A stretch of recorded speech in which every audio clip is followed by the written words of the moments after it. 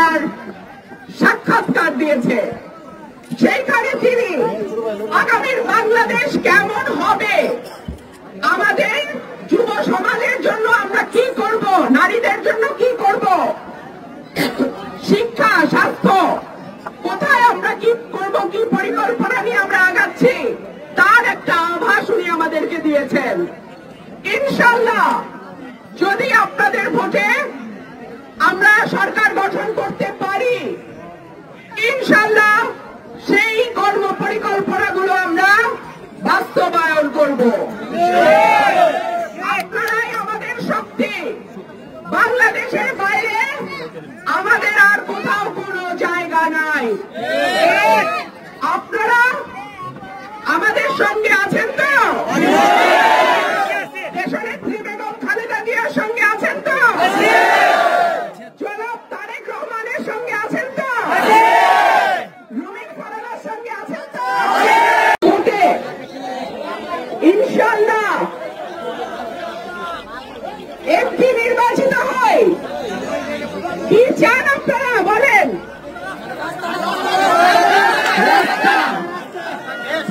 পুরো সরাইল এবং আশুগঞ্জের রাস্তা, সারা বাংলাদেশে এত খারাপ অবস্থা আর কোন এলাকায় আছে বলে আমার জানা নেই। গত 53 বছর আপনারা ভোট দিয়েছেন, আপনারা এমপি নির্বাচিত করেছেন, কিন্তু কাজ হয় নাই। এইরকম এমপি দিয়ে লাভ আছে?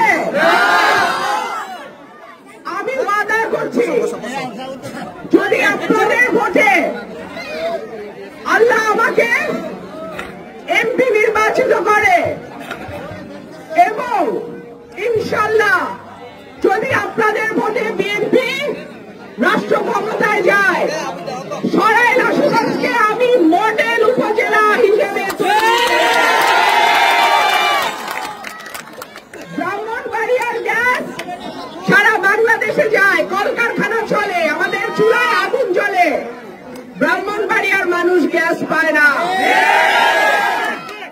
ইনশাআল্লাহ আমার মা বোনরা আছে ওখানে, আমি আমার সর্বোচ্চ চেষ্টা করব গ্যাসের ব্যবস্থা যেন ব্রাহ্মণরা।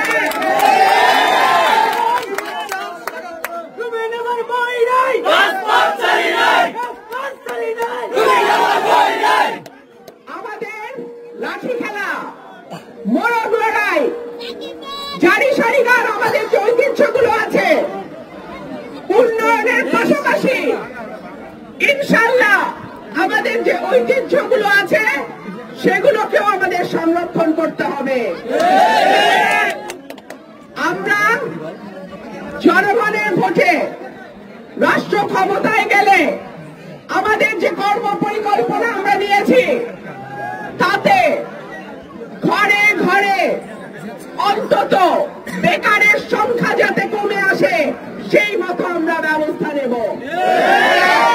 অনলাইন বিজনেস, বিদেশে দক্ষ মানুষ পাঠানো, এই কাজগুলো আমরা ক্ষমতায় যদি যাই, রাষ্ট্র পরিচালনার দায়িত্বে যদি যাই, আপনারা যদি আমাদেরকে ভোট দেন, নির্বাচিত করেন, এই কাজগুলো আমরা করব।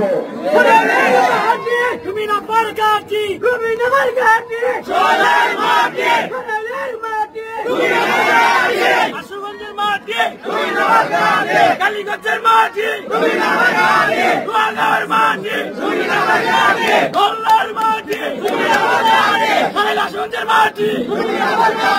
আপনারা ইতিমধ্যে শুনেছেন, আপনারা জানেন যখন আমরা জুলাই গণঅভ্যুত্থান যখন শুরু হলো, তখন আমরা অনেককে বলতে শুনতাম যে আগে যেটা চেয়েছিলেন সেটার পক্ষে ছিলাম, এখন যেটা চাচ্ছেন সেটার পক্ষে নেই।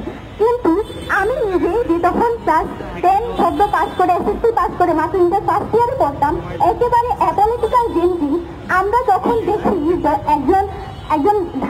একজন বুয়েটের শিক্ষার্থী, সে শুধুমাত্র ভারতীয় আধিপত্যবাদকে অ্যাড্রেস করার কারণে তাকে মৃত্যুবরণ করতে হয়েছে। সেদিন আবরার ফাহাদ ভাই শহীদ হন, সেদিন থেকেই আমরা এক দফার পক্ষে ছিলাম, সেদিন থেকেই আমরা ফেসিবাদ পতনের পক্ষে ছিলাম।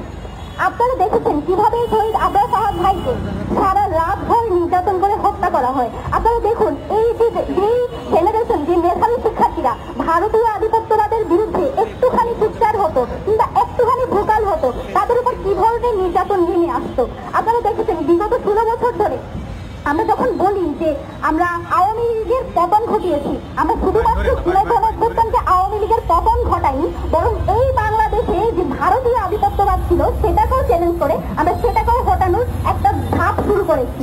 আপনারা দেখবেন যে এই জায়গাটাকে কেন আমরা ভারতীয় আধিপত্যবাদের পতন বলছি, সেটার একটা সবচেয়ে বড় প্রমাণ হলো আবরার ফাহাদ ভাই। বিগত 16 বছরে সেটা শুধু আওয়ামী শাসন ছিল না, বরং বাংলাদেশের উপরে ভারতীয় আধিপত্যবাদ কিভাবে টাওয়ার হয়ে এই দেশের উপর প্রত্যেকটা সেক্টরে, প্রত্যেকটা সেগমেন্টে কিভাবে নিজেদের আগ্রাসনকে জারি রেখেছে, একটু একটু করে বাংলাদেশকে কক্ষিগত করার চেষ্টা করেছে, তার একটা বড় প্রমাণ হলেন আমাদের আবরার ফাহাদ ভাই।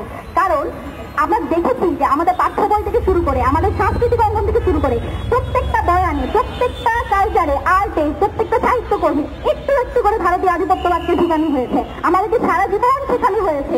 1947 সালে আমাদের হয়েছে দেশ ভাগ, ভারত থেকে আমরা ভাগ হয়েছি, ভারত আমাদের আদি দেশ, এই নেগেটিভ আমাদেরকে গেলানোর চেষ্টা করা হয়েছে। আপনারা আরো দেখেছেন বন্ধু রাষ্ট্রের কথা বলে, বন্ধু রাষ্ট্রের একটা নেগেটিভ দাঁড় করিয়ে কিভাবে বাংলাদেশের উপর দিনের পর দিন অসম সব চুক্তি, অসম সব পানি বন্টন বলেন, রপ্তানি বলেন, প্রত্যেক জায়গায় কিভাবে বাংলাদেশকে বঞ্চিত করা হয়েছে। এই জায়গাগুলো যারাই অ্যাড্রেস করতে পারতো, যারাই এই বিষয়গুলো নিয়ে কথা বলতো, তারা সবসময় আওয়ামী লীগের জন্য প্রেস হয়ে থাকতো। আমরা বর্তমান সময়েও দেখি একটা গোষ্ঠী যারা ভারতীয় আধিপত্যবাদ নিয়ে কথা বলে, এই যে ধরনের নেগেটিভ বা বয়ান তৈরি করে বাংলাদেশের মানুষকে, যারা অ্যাপলিটিক্যাল, যারা এখন বড় হয়ে উঠছে, আস্তে আস্তে পলিটিক্যালি সচেতন হচ্ছে, তাদেরকেও এই যে অ্যাপলিটিক্যাল কিংবা পড়াশোনা নিয়ে খোঁটা দেওয়ার চেষ্টা করে। এটা শুধুমাত্র ঘটে যখনই কেউ ভারতীয় আধিপত্যবাদকে অ্যাড্রেস করে। তো আমাদের বর্তমান সময়ে আজকের দিনে দাঁড়িয়ে আমরা আবরার ফাহাদ ভাইকে স্মরণ করি এবং আমরা প্রত্যাশা করি যে আবরার ফাহাদ ভাইয়ের মতো মানুষের আমাদের ঘরে ঘরে তৈরি হবে। তবে আমরা আবরার ফাহাদ ভাইয়ের মতো আর কাউকে হারাতে চাই না। আমরা লক্ষ্য করি আবরার ফাহাদ ভাই চাই, তবে জীবিত, যারা বাংলাদেশের জন্য কাজ করবে। আজকে এখান দিয়ে আমাদের একটাই দাবি, আবরার ফাহাদ ভাইয়ের যে বিচার প্রক্রিয়া চলমান সেটা যাতে খুব দ্রুত সেটা নিষ্পত্তি হয়। আমরা দেখছি যে জুলাই গণঅভ্যুত্থান থেকে শুরু করে প্রত্যেকটা আন্দোলন, গুম খুন গত 16 বছরে যেটা হয়েছে, আমাদের প্রত্যাশা ছিল শহীদদের রক্তের উপর দাঁড়িয়ে আমরা যে সরকারকে বসিয়েছি কিংবা 2000 শহীদদের রক্তের উপর যে সরকার দাঁড়িয়ে আছে, তারা অন্তত দৃশ্যমান কিছু কাজ করে যাবে। আনফর্চুনেটলি আমরা সেই ধরনের কোনো দৃশ্যমান কোনো এখনো বাস্তবতার মধ্যে দিয়ে এখনো যেতে পারিনি বা দেখতে পারিনি, সেটা আমাদের জন্য কষ্টকর। এবং আমরা প্রত্যাশা রাখবো আমরা যাদেরকে উপদেষ্টা বানিয়েছি, শহীদদের রক্তের উপর যারা দাঁড়িয়ে আছেন, তারা অন্তত আমাদের সাথে গাদ্দারি করবেন না। রাজনৈতিক আমাদের অনেক মতবিরোধ থাকবে, অনৈক্য থাকবে, কিন্তু ভারতীয় আধিপত্যবাদ এবং বাংলাদেশের যত জুলুম হয়েছে সেটা প্রশ্নে আপনাকে ইনসাফ কায়েম করে যেতে হবে।